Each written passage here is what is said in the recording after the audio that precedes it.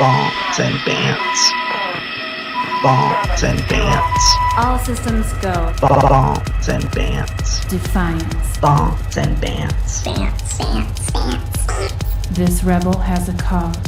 Bombs and Bants. We begin as wanderers, and we are wanderers still. Welcome, everyone, to the first live edition of Bombs and Bants. And, well, I guess this is New Year's Rants. As always, I am your dedicated and humble host, John Wilder, coming to you from an undisclosed location hidden deep beneath the surface of the earth. With me normally is Mark, but he's been kidnapped by aliens again. But I'm sure he'll be back on Wednesday. Oh, when did my phone start making? Oh, hey, it says we're live. As always, and Mark is not here, and the missus is here. Nominally so. Nominally so. You sound bad. Why don't you tell the people about how you were? It's just the ongoing trend. It's the Ebola. Yeah. And so the humorous thing, I mean, it's humorous to me because it wasn't me, is that the doctor prescribed you 2 medications. Right. One of the medications helped clear your lungs of that evil, awful, whatever it is that made them... When I was really, really sick. Mm-hmm. But then what it also did was cause difficulty breathing. Yes.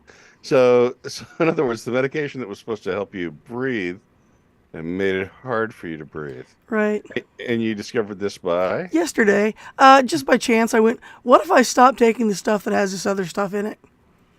And so I stopped and I was like, hey, I can walk down the hall without feeling like I've run a marathon now. Yes. Mm-hmm. Yes. And in other news that's affecting our family right now,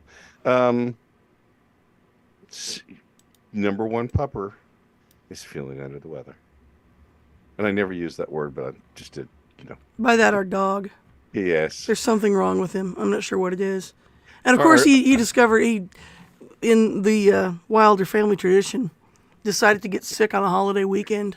That's right. He's a good company man. But the other thing, the theory is that the cat killed a possum and that the dog ate the possum. And then the dog discovered why dogs shouldn't eat possum. That's what I would guess. You got anything? I really have no idea. Again, I was going to take him to the vet, but I can't do that until Tuesday. Because they're closed. Because, again, holiday weekend. Well, absolutely. Let's see.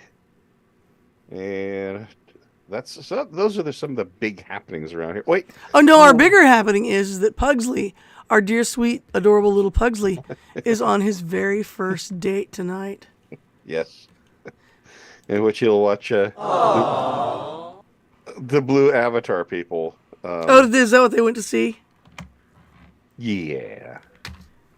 There aren't a lot. It's probably not a terrible date movie. I mean, I've gone to movies that were terrible date movies on dates. I actually went on a date. I saw Sling Blade on a date. That's a bad date movie. That was a terrible date movie. Yeah. Oh. And we have several people out there watching on who came in that were bored enough that they came in. And in fact, well, it's because we're all old. Like we have anything to do on a New Year's Eve. That's amateur hour. I know. That's what the amateurs drink. Okay. That being said, you have produced for us a plethora of, multiple stories. Nominally so, yeah. So we're not going to do predictions tonight, but we're going to go over some of the predictions from last year tonight. The first is clip 1. There is nothing better on a podcast than complaining about tech and how it never works.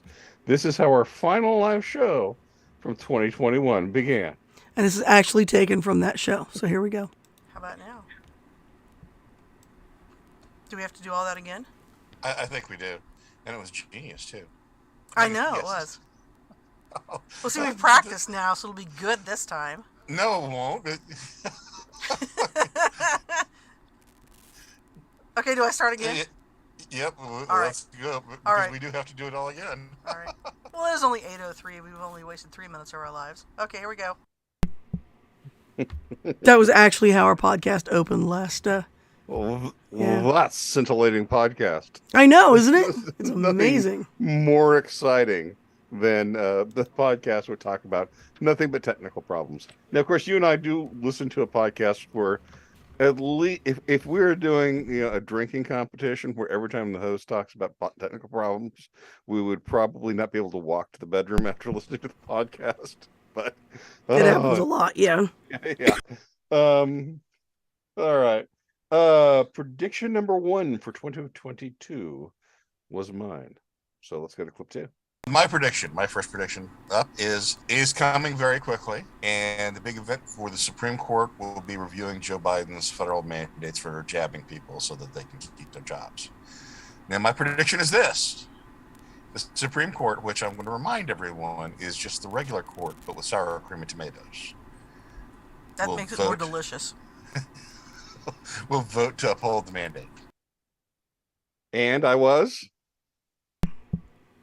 I'm sure you understand. Kind of Sounded. partially right, partially wrong on that. Actually, Well, I why don't don't even you think I tell have the a people? buzzer. Yeah. You're supposed to say wrong. I know, yeah. On July 13th. January. It was like the January. week after. It's Yeah. a J word. On January 13th, the U.S. Supreme Court published landmark rulings regarding COVID vaccine mandates issued by 2 federal agencies. The court stayed the enforcement of a rule that imposed a vaccine or test mandate for employees in companies with more than 100 employees. That meant that they couldn't do it. The court found that the parties challenging the rules were likely to ultimately succeed in having it struck down. In Biden versus Missouri, the court allowed a rule issued by the Department of Health and Human Services mandating COVID-19 vaccination absent a medical or religious exemption for all healthcare workers in institutions that receive federal funding. So I think I was more wrong than right. Honestly, I think I was more wrong than right. I have to say, I thought that they would uphold that too. That was just kind of the direction everything was pointing.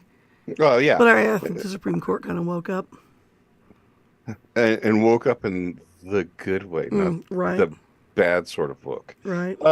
So let's see. But we have a New Year Spectacular. It says Seasoned Citizen New Year Spectacular. It's that time of year again. Time to say goodbye to the old year and ring in the new year. But if you're of a certain age, the idea of staying up until midnight for something so lame may leave you out in the cold. So why not join us for the New Year's Seasoned Citizen Spectacular on your favorite broadcast television network. Beginning at 4:45 p.m. local time on New Year's Eve, you can get ready for a celebration geared to your particular tastes and needs. Join us for a whole 15 minutes, dedicated to complaining about how stupid today's kids are, listing how sick you've been in the past year, griping about technology and how it never works right, and dozing off in your favorite chair. We'll ring in the new year at 5 p.m. on the nose so you can hit the sack while the sun is still out. Join us this New Year's Eve for the Seasoned Citizen Spectacular, the best 15 minutes of television that won't feature a bunch of terrible actors and singers you've never even heard of. Check your TV guide for local listings. Now that was hilarious. That was hilarious. Thank Where you. did you get the inspiration for that one? You just thought about being I did, at yes. grandma's house. Yes. And thought about what we were going to do on New Year's Eve, and I was like, Oh, that's just hilarious. the whole thing that they show on network TV, which I'm sure they still do, but who watches that? And again, like I said, they use young actors and actresses and singers that nobody who watches broadcast TV has any idea who they are. These damn push button phones don't work. Yeah, do they still do that? Do they still televise the ball drop from Madison Square Garden? Oh, I'm sure they Or do. sorry, Times Square. Sorry. And Like I care, I'll never ever go to New York, so I don't. The give a ghost damn. of the Exactly. ghost. The ghost of Dick Clark is there with Dick Clark's ghosting Eve. All right, that was good. No, that was really funny. Prediction number 2 from last year. Mark had prediction number 2. You totally I'm going did- to did- predict that Okay. this COVID craziness is going to lead to massive social unrest in those Caribbean and Central American countries that depend heavily on tourism. a lot of, I mean, some of those small island nations, I mean, that is pretty much their whole economy is tourism, and it's dead. It's been dead for 2 years. It's going to continue to be dead.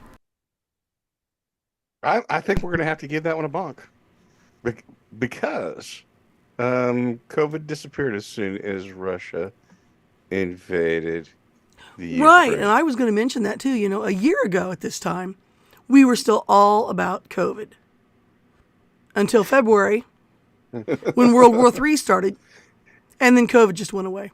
Remove COVID Yes, chip. yes. Insert Ukraine. Must Slava Ukraine. Well, and actually, chip. I was looking something through the internet here for the top 10 stories of 2022, whatever the hell the last year was. I've lost track at this point. So here's what CNN had. This is their top 10. Number 1, Russia invades Ukraine. Number 2, Russia faces stiff resistance. Those are the same story, right? Because it's still Russia, Ukraine. I don't see it. And so far it's sounding like a porno description. Right. Number 3 is GOP wins majority in the House. Mm-hmm. Number 4, we're back to the Battle of Kiev. Number 5, massive explosions lit at night sky near Kiev. Number 6, 40-mile-long Russian military convoy reaches the outskirts of Kiev. Number 7, Russia attacks Ukraine. So that is of the top 7, 6 of those are all Russia, Ukraine. Mm-hmm. We have the House of Yes. Reps. Number 8, midterm election night results. That's the same as number 3. Mm-hmm. Number 9, Democrats secure majority. Again, same as number 3. And number 10, deadly shooting at Texas elementary school. Mm-hmm. Again, that I would say, of course, that was unpredictable, but it also was absolutely, in my humble opinion, the largest the largest advertisement for not having gun control ever. When your policeman will stand at a door while children are being slaughtered. Tells you everything you need to know. So here are these top 13 stories. So you've heard really what the top 3 are, which is Russia, Ukraine, midterm elections, shooting in Texas. Mm-hmm. The number 13 story is, and it's the only one that isn't one of those 3 stories, Stephen Twitch Boss, DJ for Ellen DeGeneres Show, dead at 40. Those, my friends, are your top 4 stories of the year from CNN. And I want to note that person who died at 40, it was completely and totally not related to having the COVID vaccine cause death. So Actually, I think that guy might have committed suicide. Let me check here real quick. I think he did, actually. Yeah, I think so. Let's see. What did he know about Hillary Clinton? Yeah, suicide. Okay. And so we talked a lot about COVID back then because, we had COVID on the brain. So, and bear in mind, of everything here, that guy's death for CNN, higher than Queen Elizabeth's death. We'll get to deaths a little bit Speaking later. of which, let's just check in on Queen Elizabeth a second here real quick. She's dead. Okay. Okay. Well, we haven't talked about masking yet, so let's talk about masking. All right. I'm going to predict that this COVID craziness is going to lead to massive social unrest. Oh, sorry. That was the wrong clip. Was it? No, that was it. No, that was the wrong clip. Sorry. Here's the right one. We took a trip to watch Pugsley in one of the sporting events, and we interacted with people in the biggest leftist city in our state. It was a big college town and a big lefty college town. Yeah. And so we went into a restaurant, and there's a sign in the window that says, in order to come in, you have to wear a mask. But they didn't really mean it. Well, they did. I don't know. Maybe they did. Maybe they didn't. But I looked in the line in front of us was somebody who wasn't wearing a mask. And since that person was also a visible minority, I thought, well, we don't need masks either. Masks? We don't need no stinking masks. And we didn't. Of course, that was literally in the last year. That was the restaurant I think you disliked the most. Oh, my God. That was terrible. It's just a terrible town. Again, it's college town. Mm-hmm. Yep. And It's not even the good college that's in parking was our state. awful. The food was mediocre, and the people were all the kind of people that you think about with your stereotypical leftist. Right. Absolutely. But Oh, so masking. by the way, Mhm. last year when we did our predictions show, Mhm. we had a few listener predictions too. And we had one here from Quizzer, which I had Yes. visual of. Quizzer said, by September, a vac center will be violently raided by those who have received their 7th. They'll be so addicted they're demanding an 8th and 9th. I think we're up to that now, aren't we? I don't know. I haven't had the first. I know, yeah. Oh, my immune system, except for the vaccines that I had as a child, all natural, baby.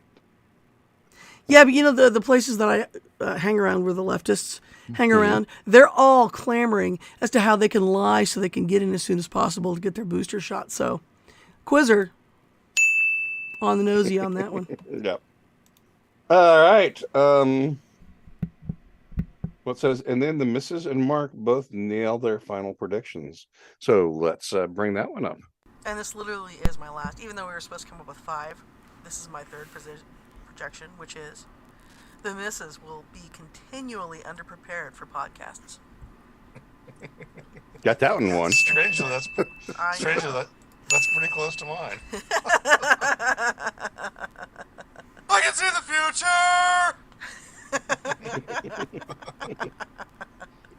Mark, do you have a closing prediction? How about Russia and China? What do you think is going to happen with Russia? Do you think they're going into the Ukraine? Do you think the Chinese are going into Taiwan? Do you think that the Federal Reserve is going to continue on their cocaine and attractive hooker binge? Massive cannibalism. I can't, at least for this coming year, I can't see China trying to do anything with Taiwan. Russia, I mean, there's a lot more going on than just, Ukraine wanting to join NATO and Russia not wanting them to. I mean, there's a lot of little things like this, and Ukraine's been poking the bear for so long. I could see Russia doing something mean to Ukraine. Maybe not an outright invasion, but they might have more of those little green men pop up. Well, So Mark there you is go. Captain Odd Context in this sound clip, and he's not here to even explain to us what he meant. But the thing that he was talking to us, primarily what he thought was going to be the issue between Russia and Ukraine, was a water dispute. Well, and that was a really big deal because essentially the Ukrainians cut off the water to Crimea. And Right, that's what he was talking about. Mhm. Yeah. So, and that's not a problem right now. I have no idea what he means, though, about the little green men. That just kind of came out of the blue. He threw it out there and then just ran away from it. So I believe that just might have been a joke. it might have. Yep. Okay. All right. Well, speaking of jokes, we definitely have a commercial for For a new drug well, from Pfizer. Okay, here it is. Pfizer. It does, without a P, so it's definitely not a. Have you ever been banned from a restaurant? Told you can't join a certain club? Prohibited from renting the apartment you wanted? They said my eyes just weren't blue enough. That they had to be 0.3% bluer.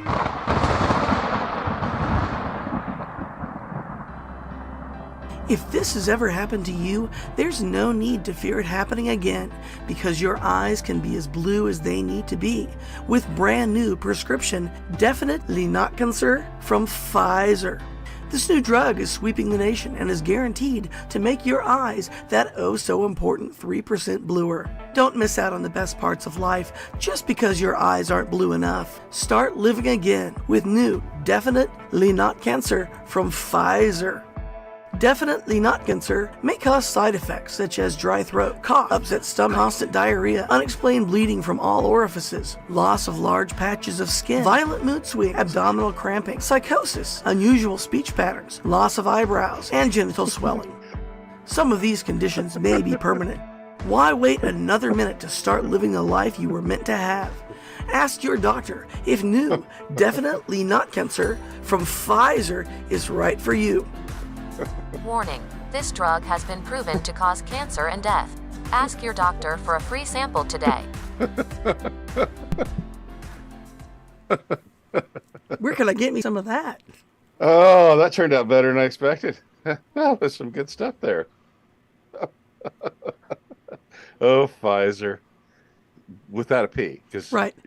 doesn't have Pfizer. Exactly. It's Pfizer. It might have 3 or 4 F's in front of it, but it's oh my, definitely not cancer. All right. That ends the Mrs. scripted portion of the show. That takes us into, I won't call it think real fast because Mark's not here and it's the end of the year. We just noting again, we'll have our prediction show on Wednesday. So, but here's some of the news of right now.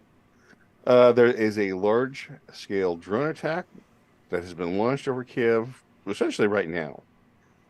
Or maybe it was fireworks. I feel like this might be news from 6 months ago.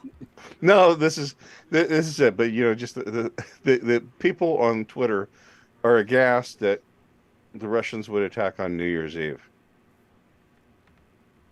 And it is using Iranian drones.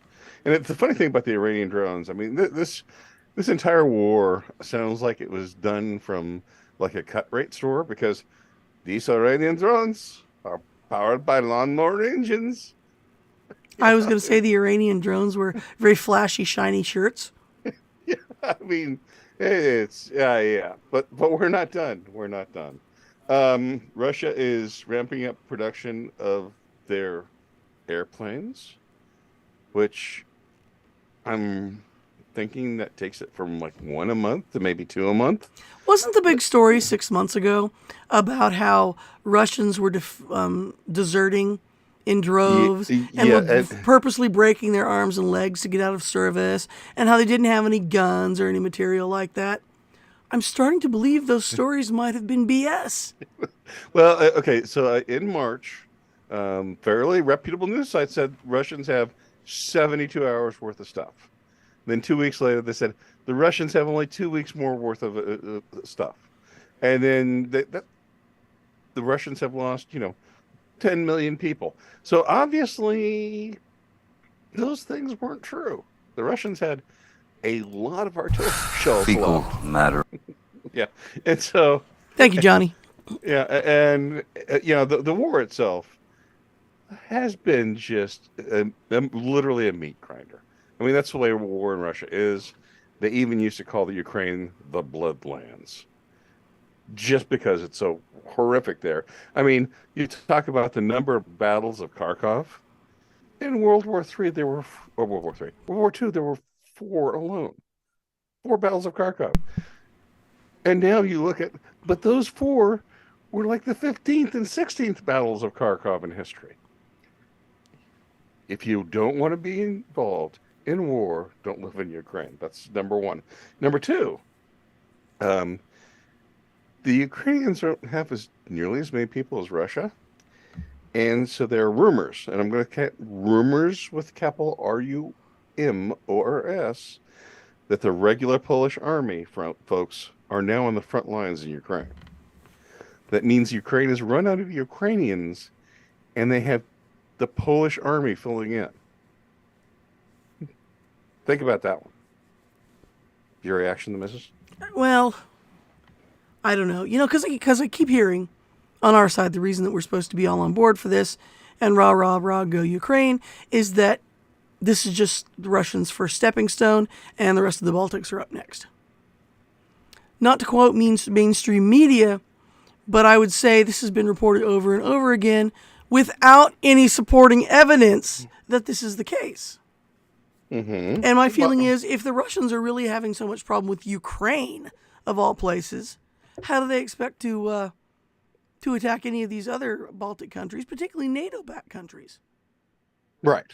And again, the question is, why are the Russians so very, very evil to have put their country right in the middle of all our NATO bases? Right, yeah.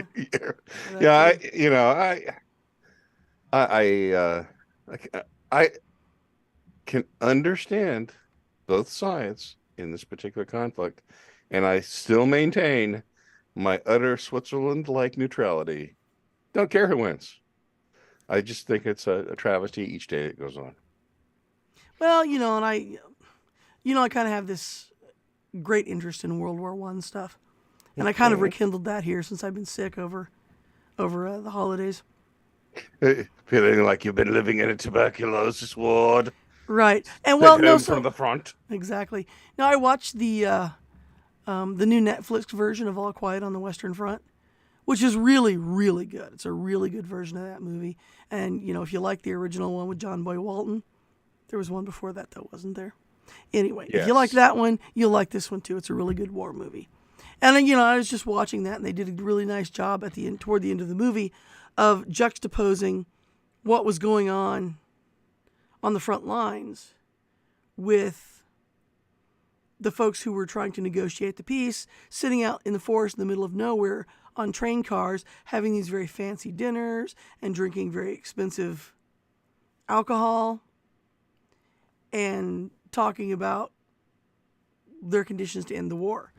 And the German guy, and I don't know how true this is, but this is what he kept saying there, is that, we need to end this war as soon as we can because we're talking about lives. This isn't some game of chess we're playing. We're talking about actual human lives. And while we sit here negotiating this, people are dying. Let's stop that first. But I feel like I am alone, or at least very much in the minority in that view with the war in Ukraine. Well, and let's go back to World War One, because World War One, a lot of people really don't have a knowledge of. For the United States, World War One ended on November 11th, 1918. At 11, right? That's when the armistice was signed. Well, that's when it went into effect. For the Germans, they were blockaded from food, and over 1 million Germans died from November until July in 1919. For the next 9 months, the blockade against food going into Germany was still there. So you think about travesties. There's a travesty that people just don't consider when you talk about World War. Well, and that's why in the movie, that's what the German, the guy who was negotiating, that's what he kept saying. You want a complete and unconditional surrender for us, but Germany won't, because we haven't really lost. We're really more at a stalemate. Well, and yes. Okay, we could probably talk about World War One so much longer than World War One was, but let's skip along because I have another story. Do you? So Jane Goodall, who is the Gorillas in the Mist lady, yeah. Yes. That would be Gorillas in the Mist. So a funny side story on this, right? Speaking of dates and date movies, so that movie came out. My brother was in high school at that time, and he's a little bit older than me. And he told me later that he had one of his buddies who would scour movie theaters across the state. That was his go-to date movie. He would drive 100 miles to take a date to go see Gorillas in the Mist because he said it was a surefire date movie. Okay. I know. That's what he told me. Wait, wasn't that Jane Fosse? No, it's Diane Fosse. Yeah. Mm-hmm. Well, whatever. Jane Goodall is still alive. Maybe it is Jane Goodall. I don't know. They're the same person to me. Okay, well, you've taken us successfully off track. But like my work here is done. Like the sterling host that I am, I'm going to bring us right back on. So Jane Goodall makes Putin look like a piker. She makes all of the parties in World War One look like a piker. She makes all of the people who have committed genocide, who committed mass killings, who have killed the hundreds of millions of people during the 20th century look like a piker. How? She said that there's one way to solve climate change. Easy. Just starve to death about 6 billion people? No, she's at 7.5 billion. Okay. She said literally, we can solve climate change by deleting 7.5 billion people. Normally, the way leftists couch that is by calling it by saying withholding resources. Well, why don't you, yeah. And when you point that out and you say what you're talking about is starving to death 7.5 billion people. Okie dokie. Yeah, and so You she dumbass.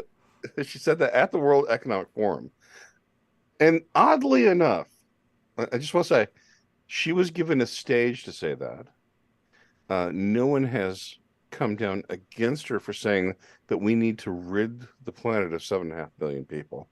And yet, when groups of folks say that maybe there were problems, I mean, we would never say that there are problems with voting accuracy. We'd never say that, right? Right. No, never. We would never say that. Fairest election in history. That would be considered extreme. Right. But deleting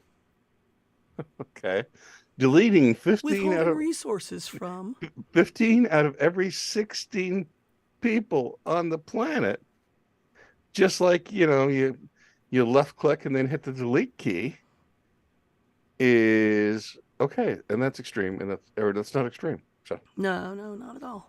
okay. All right. So now here's a tough one, and we might have to revisit this on Wednesday.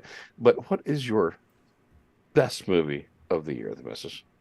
Best movie you saw this year? movie that I saw this year? Mm-hmm. So I really liked the All Quiet on the Western Front. Mm-hmm. Though I did last night watch a horror movie, The Black Phone. It wasn't great. I wouldn't put it up there with my all-time best horror movies, but it wasn't bad. It was pretty decent, especially for a major release horror movie. It's from this year. Yeah. Mm-hmm. Well, maybe we'll have to watch that. Yeah. The one that and again, you haven't seen this one, but I have. My favorite movie so far this year, probably either Bullet Train or Maverick. Now, I've seen Bullet Train. Yeah, but you haven't seen it. Was Maverick. Okay. I thought Bullet Train was good. It had a good pace to it until the end where it dragged. I thought it dragged in the end. Yeah, a little bit. But you know what? Maverick, also a very good movie. That one I haven't seen. Well, have you seen Top Gun? Of course I've seen Top Gun. I was a 12-year-old girl when that movie came out. Same movie. Yeah. Is it? Okay. It's the same movie. Actually, I thought this was better than Top Gun, honestly.